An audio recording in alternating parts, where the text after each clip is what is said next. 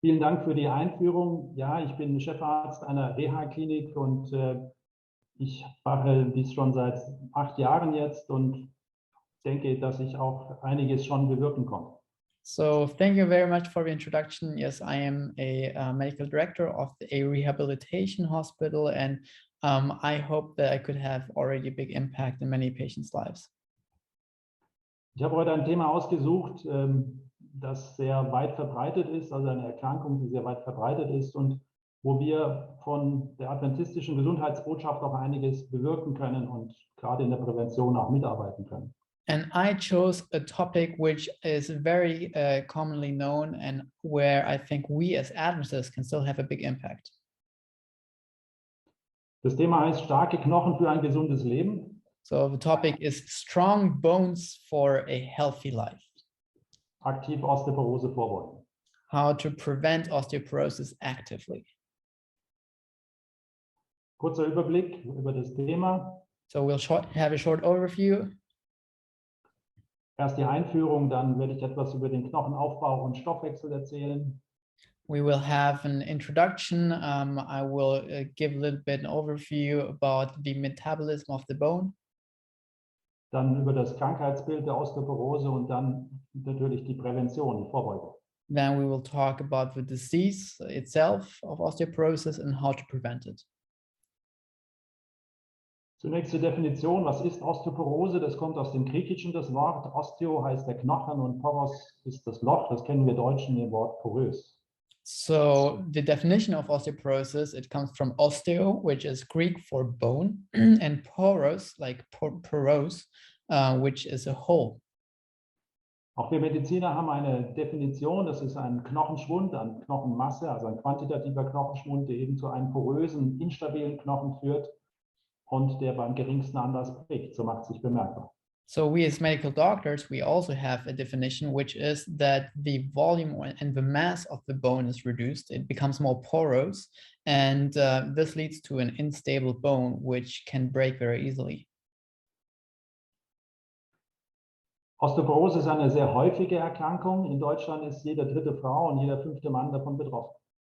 So osteoporosis is quite a common disease. In Germany, every 3rd woman and every 5th man is affected by osteoporosis. 40% aller Frauen erleiden einmal in ihrem Leben, also wenn man den Längsschnitt nimmt, eine durch Knochenschwund bedingte Fraktur. And about 40% of all women, they have a fracture due to osteoporosis. Letztendlich sind 10% der Bevölkerung betroffen und das betrifft nicht nur Deutschland, sondern Europa, Nordamerika und Australien. And looking at the total population in general, not just Germany or Europe, but also Australia and the United States, 10% are affected by it. In Deutschland macht das 7 Millionen Osteoporose-Patienten. In Germany, that's about 7 million osteoporosis patients. Und die Weltgesundheitsorganisation WHO stuft diese Erkrankung als eine der 10 häufigsten ein, eben in den Ländern Europa, Nordamerika und Australien. And the World Health Organization rates this disease as under the 10th most common diseases in Europe, United States, and so on. Auf der anderen Seite spielt es in Ländern wie Afrika oder in Asien keine Rolle. On the other hand, in countries and continents like Africa and Asia, this has a very diminished role or significance. Wir werden noch darauf eingehen, warum das so ist. And we will take a look at why that could be. Zunächst möchte ich noch etwas zu der Schwere der Erkrankung sagen. So I also want to say something to the severity of the disease. Dieses Bild oder dieses Slide ist überschrieben mit Osteoporose, der stille und konsequente Dieb. And this image here, the title is Osteoporosis, the Silent and Consequent Thief. Diese Frau hat Osteoporose, weiß es aber nicht. So this woman has osteoporosis but doesn't know. Das Problem ist, bei Osteoporose gibt es kein Frühwarnsystem. Man merkt nicht, man spürt das nicht, es tut nicht weh oder man sieht es auch nicht. And the problem is that, especially in the beginning with osteoporosis, there's no warning that tells you that you already have it. Und da Osteoporose auch langsam über Jahre, Jahrzehnte geschieht, ist es auch nicht so schnell bemerkbar. And because osteoporosis progresses by the years, one maybe doesn't realize it that quick. Aber eines Tages entsteht dann ein Bruch und dann kommt es zutage. But at some point, a fracture can occur, and then you know that you have osteoporosis. Leider endet es dann letztendlich hier im Rollstuhl. Das heißt, wenn viele Frakturen entstehen, Instabilitäten, dann kann man nicht mehr mobil sein und ist eingeschränkt in seinem Leben. Unfortunately, the disease ends in the wheelchair when one has multiple fractures. The life quality is very much diminished. Osteoporose ist auch eine gefährliche Erkrankung. And osteoporosis is also a dangerous disease. Der Oberschenkelhalsbruch ist die Fraktur, die am häufigsten bei Osteoporose auftritt. The hip fracture or proximal femur fracture is worldwide the most common one. 2 Millionen Oberschenkelhalsbrüche geschehen weltweit und 1/4 dieser Patienten sterben innerhalb eines Jahres. There are 2 million patients who have a proximal hip fracture, and about 1/4 of all these patients, they die within 1 year of having one of these fractures. Nicht an dem Oberschenkelhalsbruch, sondern an Begleiterkrankungen. Häufig sind es ja hochbetagte Menschen, die auch Begleiterkrankungen haben, wie Thrombose oder Lungenembolie. Das ist häufig die Ursache. And many times the reason why they die is not actually the fracture, but are things that coincide with the fracture, like thrombosis and so on. Natürlich entstehen auch Schmerzen und letztendlich, darauf bin ich schon eingegangen, die soziale Isolierung, Vereinsamung, Depression und die Pflegebedürftigkeit. So möchten wir nicht alt werden. And at the same time, there are other things that coincide with it, like social isolation, being lonely, depression, and so on. Letztendlich ist Osteoporose eine Erkrankung, die häufig bei uns vorkommt, die nicht zu unterschätzen ist und die durchaus auch ernste Konsequenzen haben kann, denen man aber gut vorbeugen kann. Und das wird der Schwerpunkt heute meines Vortrages. We really have to see that osteoporosis is a severe disease and dangerous one, but it's one that can be very well prevented, and this is where we will put the focus today. Zunächst einen kurzen Ausflug in unseren Knochenaufbau und Stoffwechsel. So we'll give a short overview how the bone is constructed and about the metabolism. Wir haben 220 Knochen in unserem Körper. We have 220 bones in our body, die wir zum Stützen und zum Fortbewegen brauchen. Which we need as a structure and in order to move. Wenn wir sie nicht hätten, könnten wir uns nicht fortbewegen und wir könnten nicht sitzen und stehen. We were not able to move, or we couldn't sit or stand if we hadn't had bones. Auch unser Kopf, unser Schädel schützt unser sehr vulnerables Gehirn und insofern ist der Knochen auch dazu da, um entscheidende Strukturen unseres Körpers zu schützen. And also our head and our skull, they protect structures like our brain. Zum Beispiel auch das Rückenmark oder Herz und Lunge durch den Brustkorb werden von Knochen geschützt. Also, the spine, our heart, our thorax, lungs are protected by the thorax, by the ribs. Das Skelett hat aber noch eine weitere Aufgabe, ist nämlich ein Mineraldepot. But the bone has even more functions because it is also a deposition place for minerals. 99% des gesamten Calciums, 85% des Phosphats und 50% des Magnesiums sind dort gespeichert. So 99% of all the calcium, 85% of the phosphates, and 50% of magnesiums are actually stored in our bones. Das ist natürlich nicht in Pulverform, sondern in kristalliner Struktur als Hydroxylapatit. Of course, it's not stored there in a pulver form, but actually as hydroxylapatite. Und hier sehen wir schon den Konflikt. Wenn der Körper Kalzium braucht und er nicht das über die Nahrung bekommt, dann holt er sich aus dem Knochen. And here we already see kind of conflict that if our body actually needs calcium, it takes it from our bone if it doesn't get it through nutrition. Calcium ist ein lebenswichtiges Mineral, was der Körper für viele weitere Funktionen braucht. Und wenn er das braucht, dann schädigt er gleichzeitig die Stütz- und Fortbewegungsfunktion und die Stabilität des Knochens. So calcium is a very important mineral, and if our body doesn't get calcium from outside, it will take it from a bone and the quality of the bone can be diminished. Jetzt dürfen wir uns nicht vorstellen, dass unser Knochen, in dem wir ausgewachsen sind, also mit 18 oder 20 Jahren, so bleibt bis zum Lebensende. Er baut sich ständig um. So what we need to realize is that our bone is constantly changing and constantly evolving. Hier geht es um die Regeneration, das heißt, unser Knochen ist ein Gewebe, das sich regenerieren kann. So we are talking about the regenerative capability of the bone. The bone is something that can regenerate itself. Also Ersatz von alten Knochen, neue Belastungsanforderungen, Reparatur von beschädigten Knochen und auch Kalziummobilisation sind der Grund. So it can regenerate itself, it can regenerate new bones, it can adapt to based on the how do you say Belastung, pressure or something like this. Yeah, it can repair defects and also, of course, it's important for the mobilization of calcium. Dabei gibt es zwei verschiedene Knochenarten. Wir haben einmal die harten Röhrenknochen, also die sehr stabil sind, kortikal sind. So we have two different kind of bones. One is the very strong cortical bone. Und einmal dieser vernetzte trabekuläre Knochen, der wie so ein Schwamm aussieht. And the other part of the bone is the trabecular part of the bone, which looks a little bit like a sponge. Und die haben eine sehr unterschiedliche Umbaurate, nämlich 25% diese Leichtbauweise, dieser trabekuläre Knochen und 3% nur dieser sehr harte Knochen. And the percent of how much of the bone is actually changed each week or month is 25%. It's much more than our cortical bone. Deshalb sind die Körper- oder die Skelettanteile, die einen hohen Spongiose-Anteil, so nennen wir das, also dieser schwammartige Knochen haben, den sehen wir hier auch im Lendenwirbelkörper, sehr gefährdet, weil die Umbaurate da viel höher ist.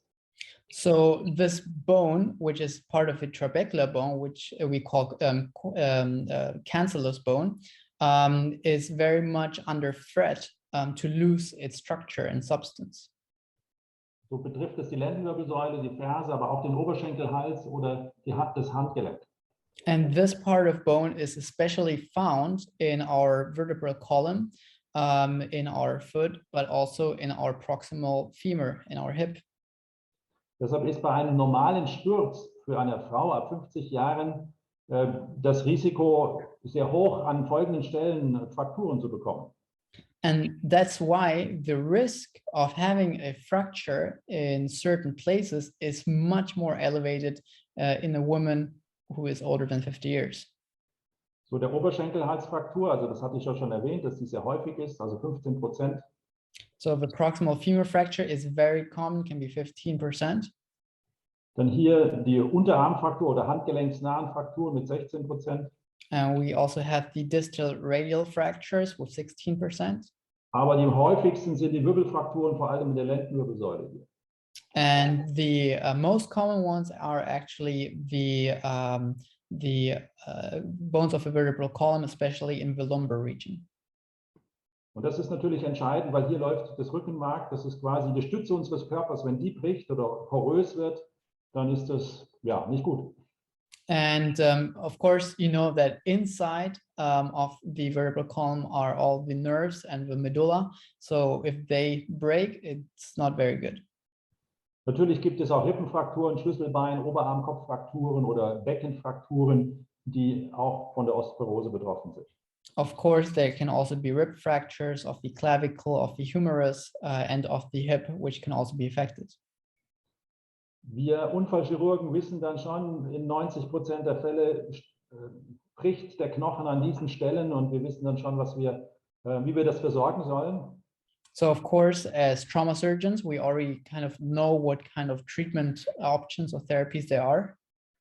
Aber es ist sehr schwierig, in einen weichen Knochen quasi wie in Butter eine Schraube reinzuschrauben. Die hält nicht. But it's very difficult to actually undergo treatment if we, for example, insert a screw or something into that kind of bone. It feels like butter. Insofern müssen wir hier andere Lösungen finden. Darauf will ich aber jetzt nicht eingehen in Kürze der Zeit. So that's why we also have to find different solutions, but this is maybe a topic for some other time. Eingehen will ich auf den Knochenstoffwechsel noch kurz. And I will talk a little bit about the hormones, about the metabolism of the bone. Hier gibt es Hormone, die Calcium in den Knochen einbauen und andere wieder, die Calcium aus dem Knochen herausholen. So there are hormones that actually help to insert calcium into the bone, and there are hormones that extract calcium out of the bone. Wo ist das Calcitonin, also grün, ist gut für den Knochen, das baut Calcium in den Knochen ein und ist deshalb positiv. So calcitonin, which is demonstrated here green, it helps to put calcium into the bone structure, so it's positive. Im Gegenteil, das Parathormon, das baut Calcium aus dem Knochen ab, hält quasi den Calciumspiegel im Blut aufrecht und hat Calcium parat dann für den Körper. So the opposite would be the parathyroid hormone, which helps to do the opposite. It helps to maintain calcium levels inside the blood, so it would extract calcium out of the bone. Wichtig ist dann noch hier das Vitamin D und das Wachstums- und Sexualhormone, Testosteron und Östrogen, die auch dafür sorgen, dass Calcium in den Knochen eingebaut wird. So what is also important is vitamin D and growth hormones. And they help to also put calcium inside the bone. Schilddrüsenhormone und Cortison sind da auch Gegenspieler. And thyroid hormones and cortisol are also helping to extract calcium outside the body. Diese Folie ist überschrieben mit der maximalen Knochendichte, ein Kapital für das ganze Leben. And this title here actually says the maximum bone density is a capital for your life. Das ist quasi wie ein Konto bei der Bank, auf das wir in den ersten 30 Lebensjahren einzahlen. It's like an account in the bank where we actually put money into the first 30 years of our lives. Wir sehen hier unten das Alter, 20, 40, 60, 80, 100 Jahre. And we can see here the age, 20, 40, 60, 80, 100 years. Und auf dieser Achse ist die Knochenmasse. And on the second axis, we can actually see the bone mass. In den ersten 30 Jahren bauen wir mehr Knochen auf als ab. Das ist auch gut so, sonst würden wir ja nicht wachsen. And actually in the first 30 years, we build more bone than we lose. Ab dem 30. Lebensjahr allerdings verlieren wir 1% pro Jahr. But starting with the 30 years, we lose 1% per year. Mich würde interessieren, wie das vor der Sintflut war, als die Menschen dann mehr als 100, also fast 1000 Jahre alt wurden. Da war das sicher nicht so. I'm very curious how that would be before the flood, how it would be there where people became much older. Jetzt sehen wir hier an dieser Zeichnung, dass ab dem 30. Lebensjahr die Männer 1% verlieren, die Frauen hier ab dem 50. Lebensjahr haben einen deutlichen Knick und verlieren mehr. So here we can actually see that men lose 1% per year, but women starting with the with year 50, they lose much more. Und deshalb ist auch die Osteoporose bei Frauen häufiger vertreten als bei Männern. And this is actually why women are more likely to have osteoporosis than men. Hier sehen wir nochmal, dass die Menopause, also der Östrogenverlust bei den Frauen, dann 4%, ein Verlust von 4% pro Jahr ausmacht. So here we can actually see that after menopause, women lose actually 4% per year. Und das liegt, wie gesagt, an dem Fehlen von Östrogen. And that has to do also with the missing of estrogens. Und Frauen zwischen dem 40. und 70. Lebensjahr verlieren im Durchschnitt 40%, Männer nur 12% ihrer Knochenmasse. So women between the 40 and the 7th life year, they actually lose average about 40%, but men only 12%. Wir haben aber gesehen in dieser Folie vorhin, dass schon mit 30 Jahren auch ein Unterschied besteht. But we actually saw with the graph beforehand that there can even be a difference with 30 years. Das hat verschiedene Gründe. Erstens, Männer oder Jungs, sage ich jetzt mal, im Kindesalter sind viel aktiver aufgrund ihres höheren Testosterons als Mädchen. Man sieht das auf dem Schulhof. Die Jungs beigen sich und spielen Fußball, die Mädchen machen das eher nicht. So one reason actually is that, of course, men, or especially boys, they are much more active. You know, you can see them running around all the time. Und dann im Teenageralter gibt es die Schlankheitskuren, das Barbie-Puppen-Ideal, sage ich mal, was nicht gesund ist, und es besteht eine geringere Kalziumaufnahme. And so, especially with the teenage years, especially women are very have a role model of very skinny women, and of course they don't take up a lot of calcium in that time.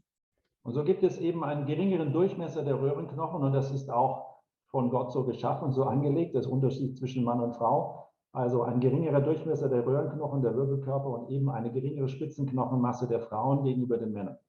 And of course, women also have smaller bones, long bones, and also vertebral bodies, but also the total bone mass is also less than in men. Dann früher sagte man, ein Kind, ein Zahn, und da ist was dran. So in earlier days, they said one child, one teeth. Is that correct? Yes. Okay. Also viele Schwangerschaften und Stillzeiten machen einen Verlust von Kalzium aus dem Knochen. Okay, so a lot of pregnancies and births, they also have a part in having less calcium inside the bone. Deshalb ist es sehr wichtig für Frauen in der Schwangerschaft und vor allem in der Stillzeit, genügend Kalzium zu sich zu nehmen, 1500 Milligramm pro Tag. So that's important, especially for women who are pregnant, to take up enough calcium, 1500 milligrams per day. Die Menopause haben wir schon angesprochen, und Frauen haben eine höhere Lebenserwartung als wir Männer. Und da die Verlust auch über die Zeit geht, ist auch hier also die Inzidenz, das Wort kennen wir jetzt alle, eben höher bei den Frauen als bei den Männern. So we also already talked about menopause, but also, of course, women have a much longer life expectancy, and as the years go on, they lose more bone mass. Die Botschaft, die ich jetzt hier nochmal bringen möchte, ist, dass in den ersten 30 Jahren wir auf unser Knochenkonto einzahlen können. So the message that I want to make clear also today is that in the first 30 years, you pay into your accounts. Und danach nicht mehr. Danach heben wir nur noch ab. Wir können zwar beeinflussen, wie viel wir abheben durch unsere Lebensweise, aber nicht mehr den Knochen aufbauen. And after that, we only can withdraw from that account. We can, of course, influence how much we withdraw, but we cannot influence anymore how much we have on our account. Leider sind sich das die jungen Menschen häufig nicht bewusst, und die treiben einen Raubau mit ihren Knochen, macht sich aber nicht sofort bemerkbar, sondern erst in 20, 30 Jahren, aber dann ist es eben zu spät, dann kann man nicht mehr zurück. So unfortunately, many young people, they are not aware of it. And of course, the much worse they treat their bones in the beginning, they don't realize it immediately, but the consequences will be there. Wir sehen hier die Frakturschwelle bei 50% der Knochenmasse. So here we see the fracture threshold at 50% of bone mass. Und ab dieser Schwelle kann der Knochen spontan, ohne Fraktur, brechen. And below this threshold, the bone can actually just fracture by itself without inadequate trauma. Und wenn es schon mit 50 oder 60 Jahren eintritt, ist es fatal. And if that already takes place with 50 or 60 years of age, it can be fatal. Und deshalb sollte man vorbeugen, und das vor allem auch junge Menschen, die sollten ihre Knochenmasse aufbauen, richtig in ihre Knochenkonto einzahlen, weil das ist das Kapital für das Rest des Lebens. And this is why it's so important, especially for young people, to develop a good and a lot of bone, because this will be their capital for their life. Deshalb, Osteoporosis ist eine Lebensgeschichte, die mit der Kindheit beginnt, aber jeder ist seines Skelettes Schmied. Wir können auch noch was im Alter dafür tun. So this is why osteoporosis is a disease that starts early on, but still everyone can have an influence in their own bone, and there's always something that one can do. Wir sehen hier schon an den Bildern, was entscheidend ist, unter anderem auch Bewegung. And we can already see here what is very important, which is movement, sport. Jetzt kurz das Krankheitsbild der Osteoporose. Wie sieht das aus? Ich habe ein paar Bilder mitgebracht. Hier auf der linken Seite normaler Knochen, auf der rechten Seite Osteoporose. So I have brought with me some pictures of the disease of osteoporosis. On the left side, you can see a healthy bone, and on the right side, you can see a bone which is diseased with osteoporosis. Wir sehen vor allem, dass dieser trabekuläre, schwammartige Knochen abgebaut wird. Und zwar 5 bis 10 Mal schneller als dieser kompakte Röhrenknochen. And here we can see that this trabecular bone, the cancellous bone, is much more diminished in quality than the cortical bone. Und bei den Wirbelkörpern werden erst die horizontalen Verbindungen abgebaut, also die waagrechten. And with the vertebral bones, actually the horizontal trabecular structures are first diminished. Hier ein Raster-elektronenmikroskopisches Bild mit so einem knochenfressenden Zelle, so ein Osteoklast. So here we can actually see a microscopic picture of a osteoclast, which is a bone resorbing cell. Und er hat schon 2/3 dieser Verstrebung, ist schon aufgelöst, auf der rechten Seite die Hälfte. And already 2/3 of the trabecular bone is already being reduced or dissolved or digested. Irgendwann mal ist dann alles durch und der Körper braucht Kalzium. Er sagte, das ist mechanisch funktionslos, dieses Ende, und das wird dann rasch abgebaut, weil es nutzlos ist. And so when the body realizes that there is no more mechanical load on the trabecular structure, then actually the bone is resorbed much more quickly. Hier sehen wir auf der linken Seite normalen Knochen, ein Wirbelkörper, und unten ist die Vergrößerung daraus. So here we can actually see a vertebral body, and down below is the magnification. Rechts ist osteoporotischer Knochen und auf den ersten Blick sieht es ja gar nicht so anders aus. And on the right side, you can see an osteoporotic bone, and maybe at first look, it doesn't look even so different. Aber wenn wir genauer hinschauen, das ist der Unterschied. Also es sind diese Verstrebungsverbindungen unterbrochen und vor allem viel schwächer. Also die Qualität ist viel schlechter. But when we take a closer look at it, we can actually see that this network of the bone is actually already being dissolved and it's much weaker. Dann braucht es nicht mehr viel und es kommt irgendwann mal zum kritischen Punkt und der Knochen bricht. So then it doesn't take a lot of force that the bone actually breaks very easily. Wir sehen, wenn wir die horizontalen Streben bei einem Barhocker wegnehmen, dann können wir viel weniger Gewicht draufstellen. And here we can see with this chair, when we take out the horizontal connections, that it can break much more easily.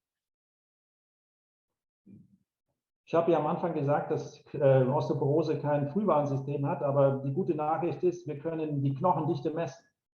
So I already said beforehand that there is no warning system where we can know that we have osteoporosis, but there is a way to measure it.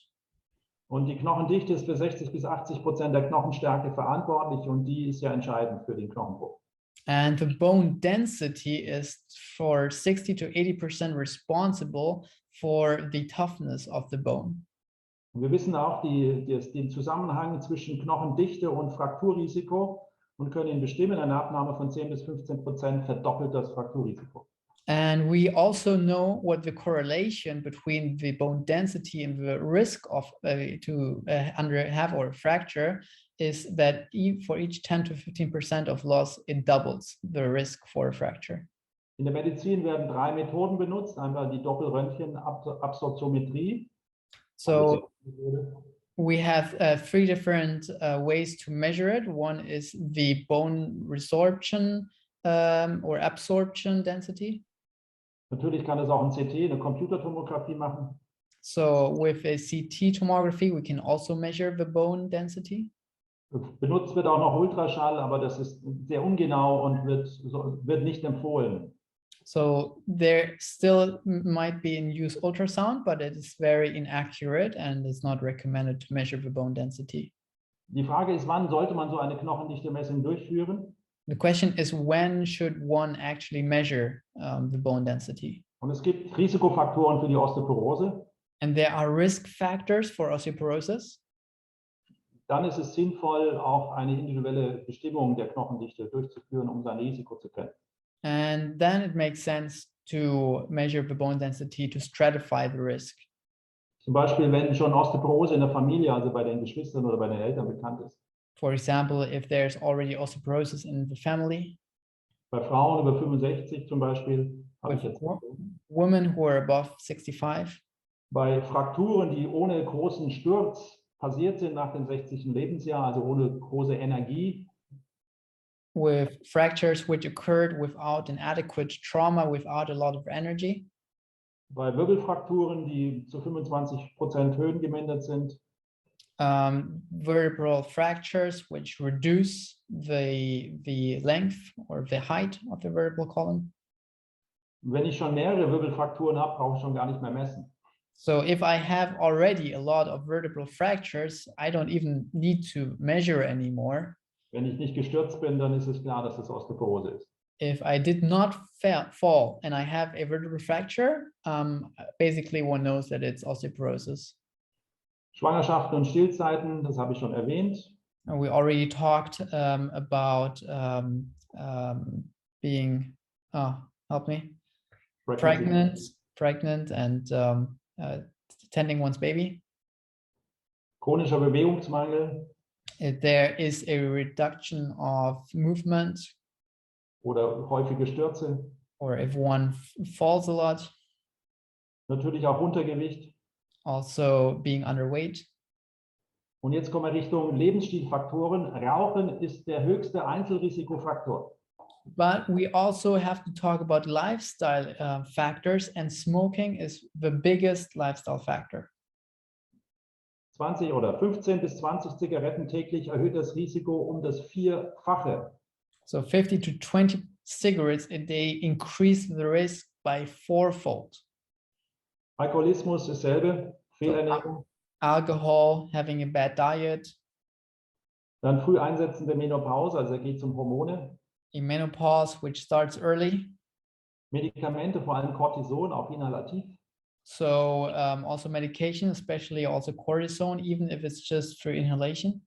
Aber auch Diabetes mellitus Typ 1 und 2 oder Herzinsuffizienz haben ein höheres Risiko für Osteoporose. But also diabetes type 1 or 2 also chronic heart disease.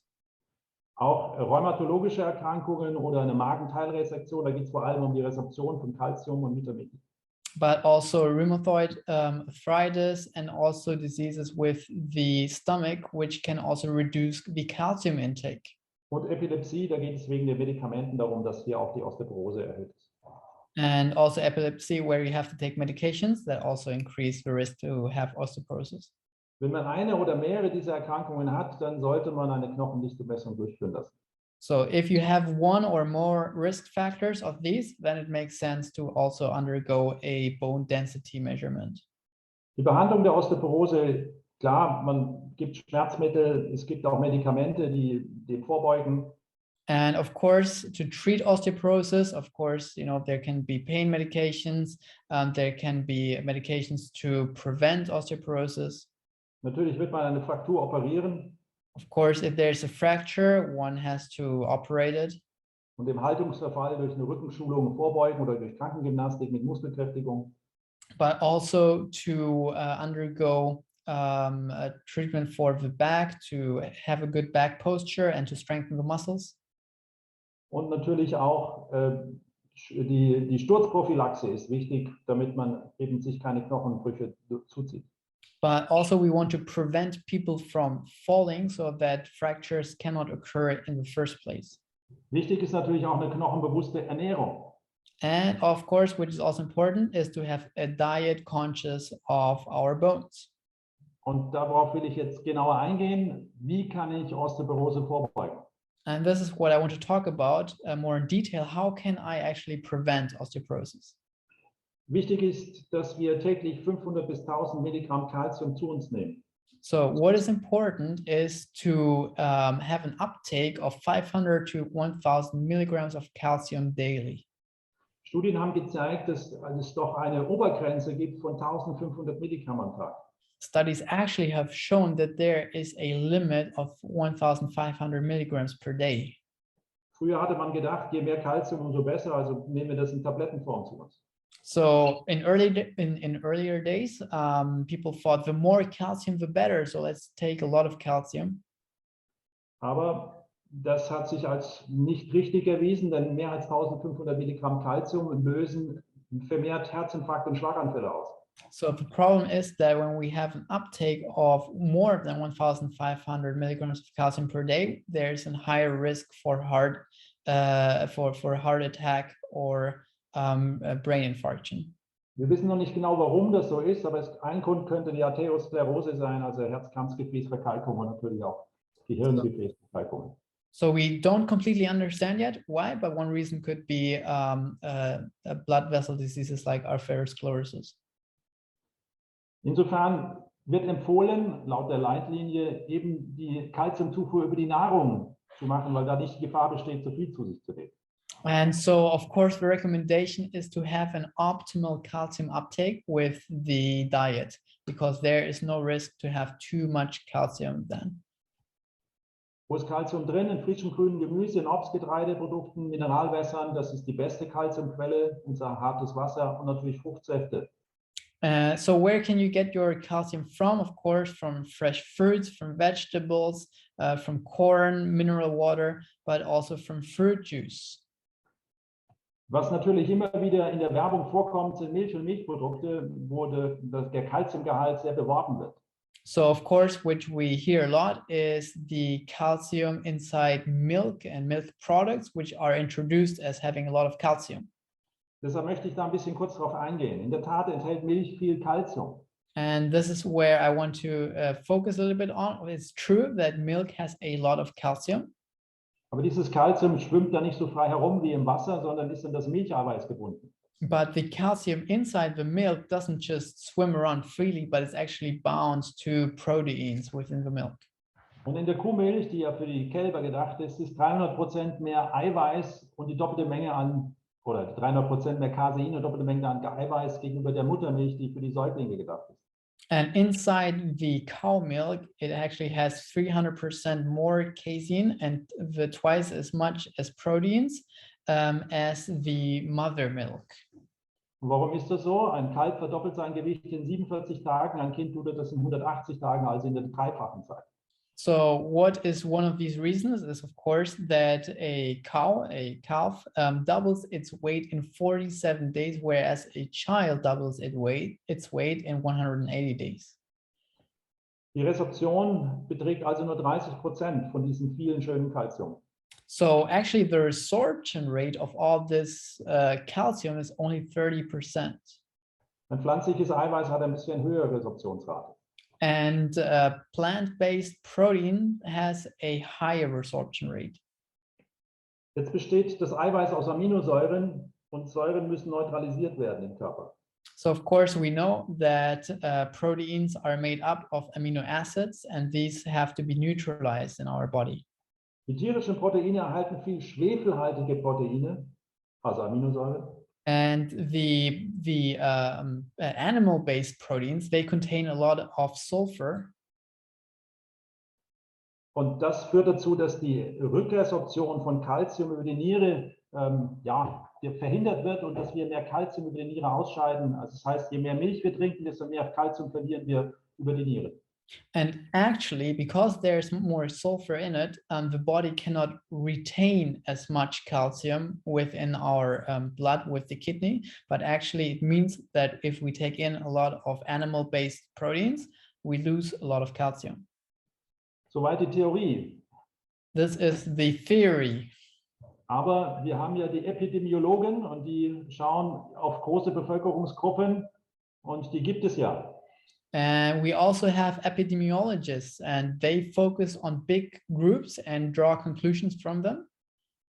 Und jetzt könnte man ja sagen, in den Ländern, in denen viel Milchprodukte konsumiert werden, müsste eine niedrige Osteoporoserate sein, falls Milch eben Osteoporose vorbeugen würde.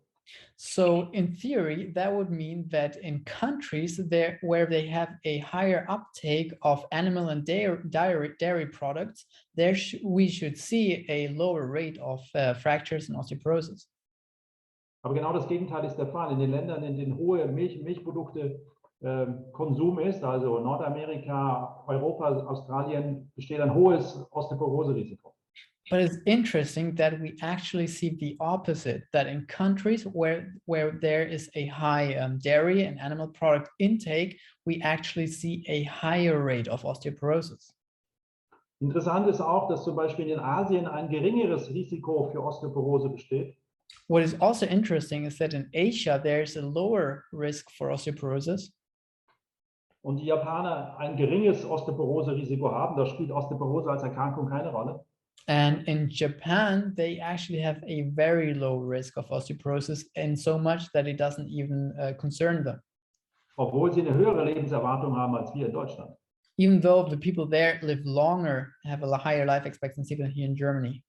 Aber wandern Japaner nach in die USA aus und passen sich dort der Fast-Food-Gesellschaft an, dann haben sie auf einmal ein hohes Osteoporoserisiko. But if Japanese people migrate to the United States and live there, actually the osteoporosis risk is adapted or is equal to the ones in people from the United States. Auch das kann man an diesen Bevölkerungsgruppen nachweisen. And this is also what we can see here. Hier noch eine Studie aus Norwegen oder aus den skandinavischen Ländern. So here we have one more study from Norway and Scandinavia.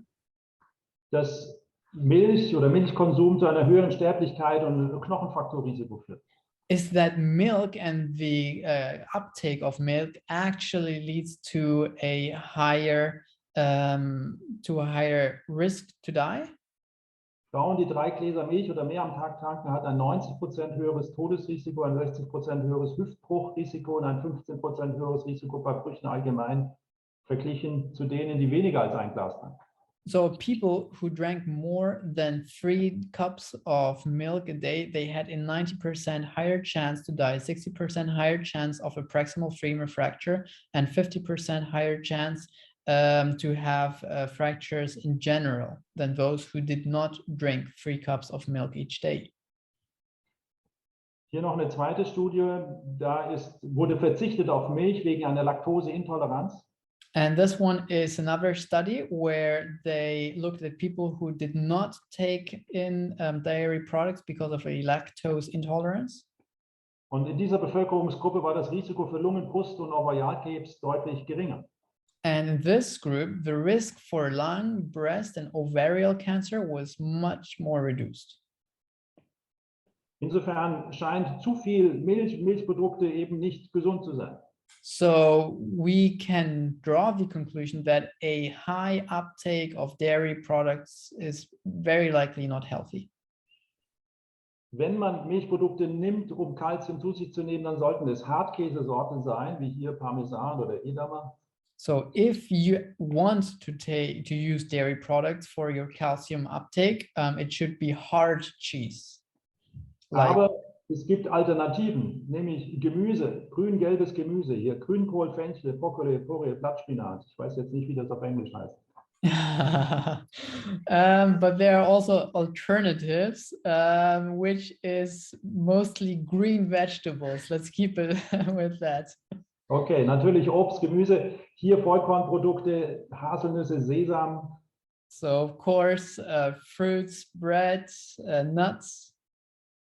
Und das essen die Japaner hier unten, Tofu und Soja, Kalzium angereichert. Tofu and soya, of course, the Japanese eat a lot. Und die beste Calciumquelle, die wir in Deutschland haben, ist unser Wasser. Das heißt, wir haben calciumreiches Wasser und wenn wir dann keine Entkalkungseinlage in unseren Häusern einbauen, dann können wir auch das Calcium zu uns nehmen. And of course, for many Germans, the best way to take up calcium is our water because it's very calcium rich. Ansonsten muss man das halt als Mineralwasser kaufen und da gibt es Mineralwasser mit 500 Milligramm pro Liter. Wenn man 2 Liter am Tag trinkt, was man ja machen soll, hat man seinen gesamten Bedarf von 1000 Milligramm pro Tag gedeckt. So there is also water, which has around 500 milligrams of calcium for each liter. So if you drink your 3 liters, then you have already your calcium uptake for the day. Vitamin D ist eine weitere wichtige Sache, um der Osteoporose vorzubeugen. So vitamin D is also a very, very important substance to prevent osteoporosis. Und das können wir über die Sonne, über die Sonneneinstrahlung, UVB-Strahlung. And we can do that via the sun, so UVB rays. 80 bis 90% können wir aus Cholesterin, was wir alle zu viel haben, über die Haut in die Vorstufe von Vitamin D verwandeln. So about 80 to 90% of vitamin D can be synthesized from cortisol, which we all have a lot of in our skins. Und dazu reichen 30 Minuten Sonneneinstrahlung auf Arm und Gesicht aus.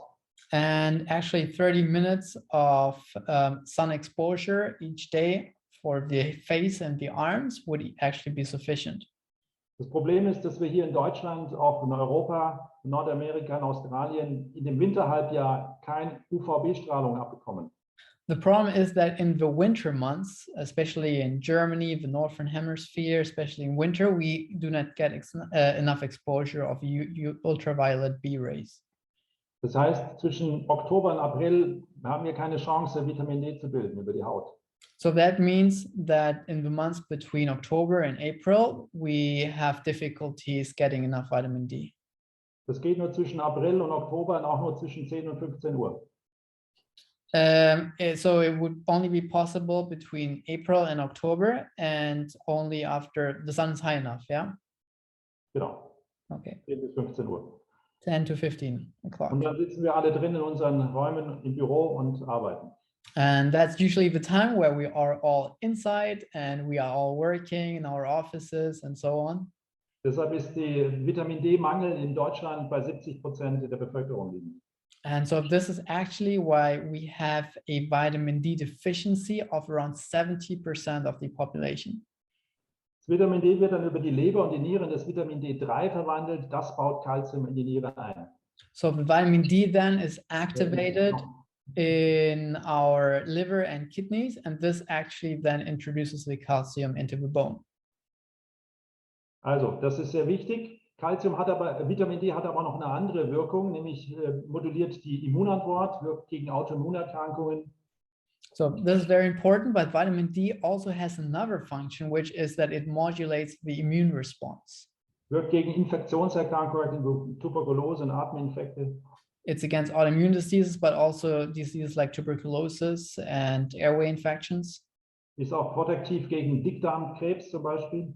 But it can be also protective against colon cancer. Senkt den Blutdruck. It lowers the blood pressure.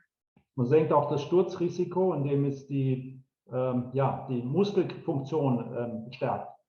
But it also reduces the chance to fall because it helps to increase the muscle function. Hilft auch gegen das metabolische Syndrom, also Diabetes, Bluthochdruck. It also helps to prevent the metabolic disease, overweight, diabetes, blood pressure. Und erhöht die Nervenleitgeschwindigkeit und wirkt gegen Demenz, Parkinson und Hirnleistungsstörungen. But it also increases the transmission rates of our nerves and is against dementia and Parkinson's disease. Wichtig ist auch in der Schwangerschaft Vitamin D-Mangel vorzubeugen. It's also important with pregnancy to prevent vitamin D deficiencies. Also Vitamin D ist ein sehr wichtiges Vitamin, was wir nicht unterschätzen sollen. So vitamin D is an important vitamin which we should not underestimate. Allerdings, ich will dann noch auf die Sonne eingehen. Ja, die hat natürlich auch positive Einwirkungen, also die tötet Bakterien ab, desinfiziert die Luft, stärkt das Immunsystem, reduziert Stress und fördert Wohlbefinden und hilft gegen Depression. So of course we can also talk about the sun, which reduces bacteria and viruses. It disinfects the air, it helps to strengthen the immune system, reduces stress, it helps to feel well, and it also helps against depressions. Deshalb ist es die beste Möglichkeit, Vitamin D halt über die Sonne zu bekommen. So that's why it would be the best option to get your vitamin D via the sunlight. Allerdings gibt es auch negative Wirkungen, da müssen wir aufpassen, dass wir das nicht zu viel und zu exzessiv machen, also dann kann Sonnenbrand entstehen, natürlich auch Hautkrebs. But of course, we also have to be a little bit careful with the sun, that we don't do it excessively, because you can also get sunburns, or you can get malignant melanoma. Deshalb ist es wichtig, sich da zu schützen mit Kleidung oder Sonnencreme, dass man das eben nicht zu lange macht.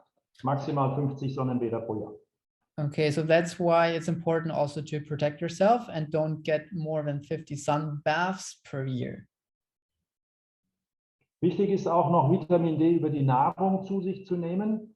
So you have in den Fischen drin, Fischleberöl, aber ich stehe auf Pflanzen und man sieht hier die Avocado, die eine sehr fetthaltige Pflanze ist, weil Vitamin D fettlöslich ist. But you also have the chance to take up vitamin D via your diet. And of course, in fish, there's a lot of vitamin D, but also in plants like in avocado, which is a very fatty plant.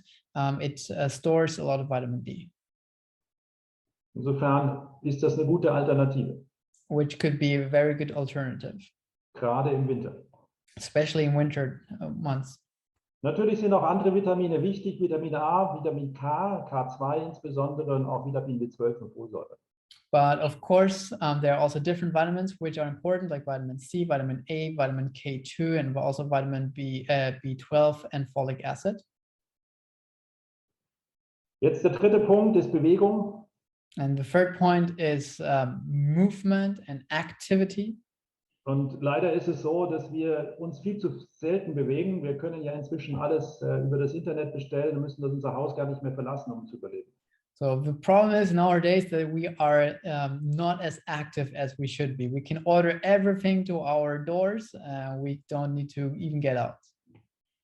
30 Minuten täglich körperliche Aktivität ist sehr wichtig. Das heißt, wir sollten mindestens also 10 Minuten am Stück, also 3 mal 10 Minuten körperlich aktiv sein. Das muss nicht sein, dass wir da gleich joggen gehen, sondern es ist so, dass wir leicht ins Schwitzen kommen. So we should be active at least 30 minutes a day, and especially we should be 10 minutes a time active. It doesn't mean that we have to work out, but or don't have to jog, but we should start sweating. Yeah. Genau. Also zum Beispiel Gartenarbeit oder schnelles Laufen oder Treppensteigen, das reicht schon. For example, doing work outside in the garden, walking stairs and so on. Bewegung ist wichtig, nicht nur für den Knochen, sondern auch fürs Herz, für den Blutdruck. Movement is important, not just for the bones, but also for the heart. Für unser Wohlbefinden, unser seelisches Wohlbefinden, Depressionen gegen Stress. Also against depressions, stress, and for our well-being. Hilft uns auch, unser gesundes Gewicht zu halten. Helps us to keep our weight. Lebensnotwendig. And this is very important for life. Wie gesagt, 30 Minuten täglich. Dazu brauchst du nur ein paar gute Schuhe, Motivation und Zeit. So jeder kann das machen. So all you need is for 30 minutes a day, 30 minutes a day being active. All you need is good shoes, some motivation, and just go and do it. Insofern motiviere ich alle zum Einkaufen, halt nicht mit dem Auto zu fahren, sondern zu Fuß oder mal mit dem Fahrrad. So I want to motivate everyone to maybe go to buy groceries, not with your car, but maybe walk or take your bike. Ich möchte jetzt noch als letzten Punkt auf Dinge eingehen, die wir am besten lassen sollten. Über das Rauchen habe ich schon gesprochen. So there are also some things which we should stop doing, and we already talked about smoking. Rauchen vermindert auch die Östrogen- und Testosteronproduktion. Es ist fatal, wenn 14-jährige Mädchen schon anfangen zu rauchen. So smoking reduces estrogen and testosterone production. It is a disaster that there are already 14, 15-year-old girls which start smoking. Die denken nicht daran, was in 30 oder 40 Jahren ist. they don't think about what will be in 30 or 40 years. Weitere Knochenräuber sind Alkohol und Koffein. So other thieves of our bone substance are alcohol and caffeine. Mehr als 2-3 Tassen Kaffee am Tag fördert die Wasserausscheidung über die Niere und dadurch verlieren wir Kalzium. So if one drinks more than 2 to 3 cups of coffee a day, it increases your urination rate, and with that you also lose calcium. Auch Zucker verhindert die Kalziumaufnahme über den Magen-Darm-Trakt. And also sugar reduces the calcium uptake inside our gastric intestinal system. Und leider ist es so, dass wir heute 40 Mal mehr Zucker zu uns nehmen als unsere Vorfahren vor 100 Jahren. And it's actually interesting that we take up 40 times more sugar than our ancestors 100 years ago. Ja, Phosphat ist wichtig für das Calciumphosphat, das wir im Knochen haben, aber zu viel Phosphat bindet das Calcium. So phosphates are important also to take up phosphates, but too much can also bind the calcium. Und leider ist das Phosphat in diesen Softdrinks dieser Marke oder auch der anderen Marke drin. And unfortunately, there are a lot of phosphates inside soda, like we see here in this picture. Und da ist auch viele Zucker drin und vor allem Koffein. And in there is also a lot of sugar and coffee. Also das ist nicht das richtige Getränk für unseren Knochen. So that is not the right fluid for our bodies. Insofern sollte man das meiden. Gerade junge Leute nehmen das zu sich und das sollte besser verhindert werden. Especially younger people, they tend to drink a lot of it, and we should not drink of that. Über die tierischen Eiweiße habe ich schon gesprochen, aber auch tierische Fette verhindern die Aufnahme von Kalzium über den Magen-Darm-Trakt. So I already talked about animal proteins, but also fats. They reduce the uptake of calcium. Salz erhöht den Blutdruck und deshalb die Ausscheidung von Kalzium über die Niere. Salt increases the blood pressure, and with that, the resorption of calcium inside the kidneys. Und auch die Übersäuerung unseres Körpers ist schlecht für das Kalzium. And also the acidification in our bodies is bad for the Und calcium so für unseren Knochen. and for the bone. Jetzt möchte ich niemanden etwas wegnehmen, schon gar nicht das Stück Kuchen, aber ein Stück Kuchen morgens, mittags und abends, dass das ungesund ist, weiß jeder. So I don't want to take away your piece of cake that maybe you have sitting in front of you, but eating 3 or 4 cakes a day is not good for you. Aber natürlich ist hier eine Frage der Mäßigkeit ja das Entscheidende. But of course here temperance is the right word. Wir haben leider heute die Möglichkeit, diese Nahrungsmittel ja, so billig zu bekommen wie noch nie. Wir müssen nur 10 bis maximal 15% unseres Einkommens für unser Essen ausgeben. So in our days, we have the possibility to buy really cheap food. We just have to spend 10 to 15% usually of our income on food. Und das stellt ein Problem für unsere Wohlstandsgesellschaft dar. And this is a problem for our wealthy society. Deshalb ist auch Osteoporose in diesen Ländern ja sehr weit verbreitet. And this is also why in these countries there is a high prevalence of osteoporosis. Ich will noch über 2 Medikamente sprechen, über Cortison und Schilddrüsenhormone, die eben auch eben auch Osteoporose verursachen. So I want to talk about 2 more hormones, which is cortisol or thyroid hormones. Insofern sollte man hier aufpassen, wenn man es nehmen muss, so wenig wie möglich. So if you have to take it, to try to have it as low as possible. Hier ein Bild von einem Model auf dem Laufsteg, So aber wir here, Ärzte nennen das Anorexia nervosa. so here we have a image of a model who is displaying her clothes, but we as doctors call it anorexia nervosa. Und die arme junge Frau hat ein hohes Risiko für Osteoporose. So she has a high risk for osteoporosis. Deshalb sollte man sein Körpergewicht im idealen Bereich BMI 19 bis 25 haben. This is why we should have a body mass index between 19 and 25. Hier noch zum Abschluss eine Studie von einem Herrn Hirayama aus Japan. And here, last slide or last graph we see is from a Mr. Hirayama from Japan.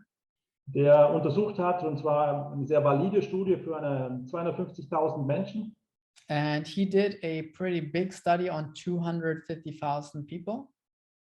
Von Auswirkungen von Lebensgewohnheit auf Erkrankungen, unter anderem auch Osteoporose.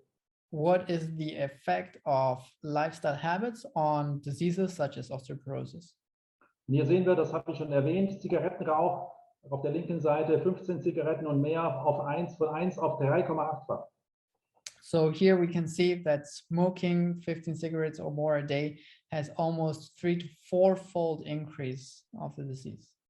Auf Fleisch täglich von 1 auf 2,8-fach. Also meat daily intake increases to 2.8-fold. Interessant ist hier Milch, gelegentlich ist besser als täglich. So here we see interestingly that a once a while intake of milk is better than a daily intake of milk. Je besser, desto mehr, umso besser ist die rechte Seite Soja, Fisch und vor allem grün-gelbes Gemüse. Da reduziert man sein Risiko von 1 auf 0,2. So much better is soya, fish, and green or yellow vegetables, where it can actually be reduced. Deshalb ist wichtig, körperliche Aktivität, gesunde, ausgewogene Ernährung, Sonneneinstrahlung und Vermeiden von Knochenräubern. Und hier sehen wir schon 4 von den 8 Ärzten, die wir als Adventisten bevorzugen. So here we see that it's important to have being active, to have a good diet, sun, and to reduce the bone thieves. And we can already see that we have here already some of our 8 doctors, which we know as Adventists. Deshalb ist es wichtig, in jungen Jahren nochmal den jungen Leuten klarzumachen, optimal ihre Knochen aufzubauen, auch auf Ernährung, auf Bewegung und vor allem auf die Mäßigkeit zu achten, ja, nicht die richtigen Dinge zu sich zu nehmen, aber auch wir können auch was tun, wir können unsere Knochengesundheit aufbauen und können mitarbeiten. So this is why it's important, especially for young people, to have the right lifestyles and to practice temperance, but also for older people, there is still something and a lot of things which one can do. Ich möchte jetzt noch auf einen Bereich eingehen, der auch unsere Gesundheit mit beeinflusst. So I want to talk about one more aspect which also influences our health. Und mir wurde mitgeteilt, dass das auch so angekündigt wurde, starke Knochen für ein starkes Leben, aber auch für unser geistliches Leben. And this is also from the title, good bones for a good life, but also for our spiritual life. Und da spielt Gottvertrauen eine wichtige Rolle.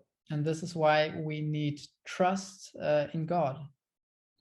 Zum erfüllten, ausgeglichenen Leben gehört nämlich auch geistliches Wachstum. Liebe, Glaube, Hoffnung sind gesundheitsfördernd.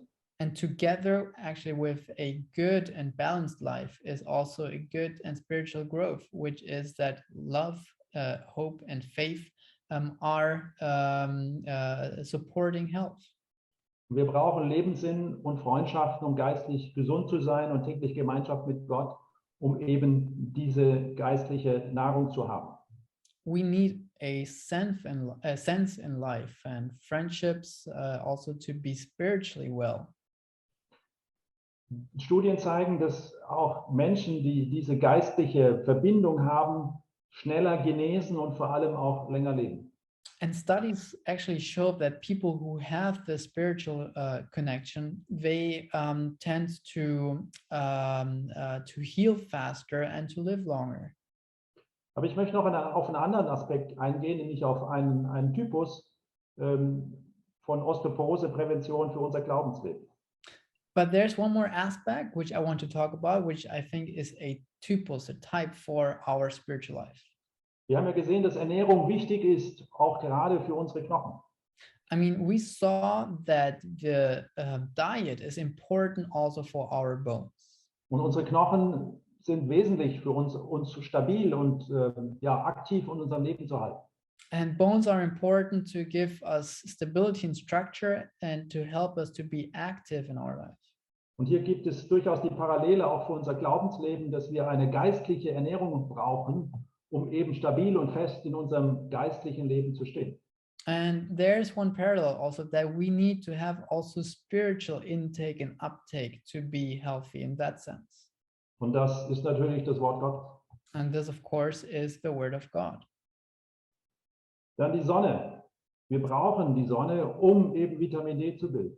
So the sun, we need the sun to synthesize vitamin D. Leider kommen wir, wie ich schon gesagt habe, viel zu selten an die Sonne. So as I already said, we have way too little sun exposure.